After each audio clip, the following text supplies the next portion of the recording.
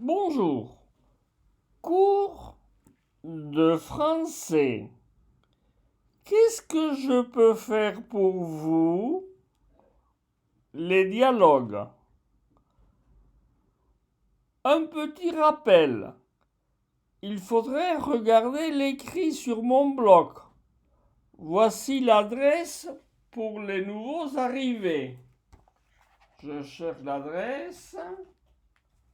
Voilà. La voici.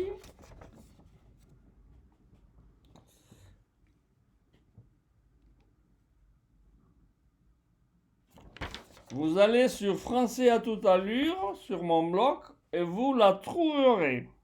Bien. Situation.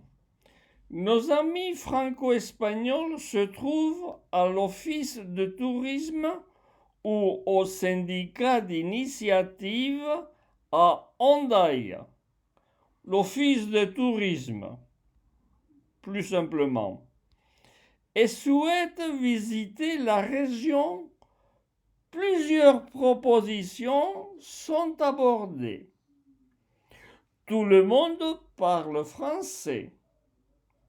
Voici ce qu'il raconte. Antoine se pointe à l'office de tourisme d'Hendaye. Bonjour madame, l'hôtesse. Bonjour monsieur. Que puis-je faire pour vous? Antoine, je voudrais un programme pour visiter la région. L'hôtesse, la région est très vaste. Voulez-vous aller du côté basque-français ou du côté basque-espagnol? Paco, je voudrais choisir les deux côtés. Antoine,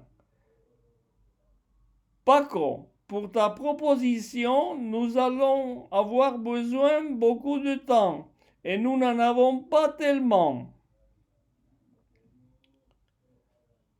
Alors, Paco, je suis d'accord.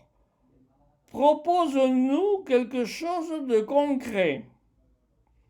Antoine, je vous suggère que nous prenions la navette maritime pour nous rendre sur Fontarabie, côté espagnol. Paco, ça marche. Bonne idée. Ça me convient. Carmen, non. Moi, je vois autrement. Pourquoi nous ne concentrons tout d'abord du côté français et après une large visite, nous pouvons commencer par le côté espagnol? Marie-France, je constate qu'il n'y a pas d'informations précises sur un certain lieu indiqué. Pilar, mais si qu'il y en a. Les voici sur cette deuxième brochure. Marie-France, oh, pardon, je ne l'avais pas remarqué. Antoine, ce n'est pas grave. Décidons-nous vite fait, on n'a pas beaucoup de temps. Dominique, je ne suis pas pour cette idée. Je vous propose une randonnée montagne, voire prendre le petit train pour monter sur la Rune. Pépé, Dominique, j'aurais besoin d'une carte bien détaillée sur les montagnes que l'on voit autour de nous. René, c'est bon, Pépé. J'ai sur moi tout l'équipement nécessaire pour aller en randonnée montagne. Nous constatons ici au large les trois couronnes, appelées côté espagnol Peñas de Haya. Pedro,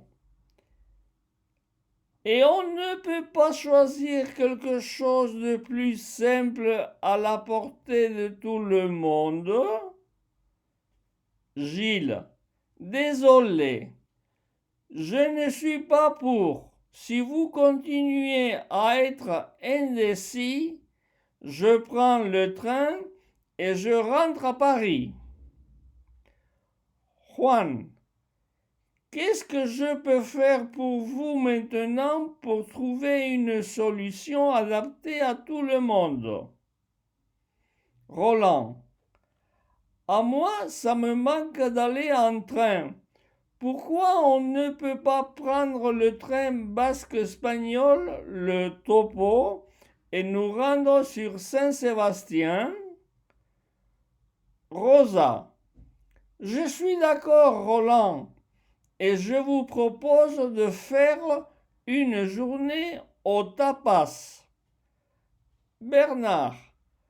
Rosa, excellente idée. Allons-y sur Saint-Sébastien. Ainhoa. Comme nous avons plusieurs idées, nous aurons besoin de faire 2 groupes. Carole. C'est très bien. Je m'adhère sur la journée au tapas. Santiago. Je vous propose d'écouter Monsieur le maire d'Andaï qui vient nous conseiller. Monsieur le maire, comme je vois qu'il y a un désaccord chez vous, je vous invite à prendre un guide andaillais et vous faire visiter le château d'Abadie ici à Hendaye. Chantal. Bonne idée, monsieur le maire. Gilles. Non, désolé, il n'en est pas question pour moi. J'ai déjà les billets pour rentrer sur Paris. Fatima. Gilles, fais comme tu le sens. C'est une bonne idée d'aller tous ensemble à visiter ce château. Et je vous suggère qu'après on soit réunis autour d'une bonne table basque. Antoine. Programme accepté pour tout le monde, sauf pour Gilles. Gilles. Eh bien non, je suis d'accord avec vous. Je m'adhère définitivement à votre programme. Voilà. Je pense que vous avez déjà étudié la leçon précédente. C'est le sujet. À très bientôt et merci.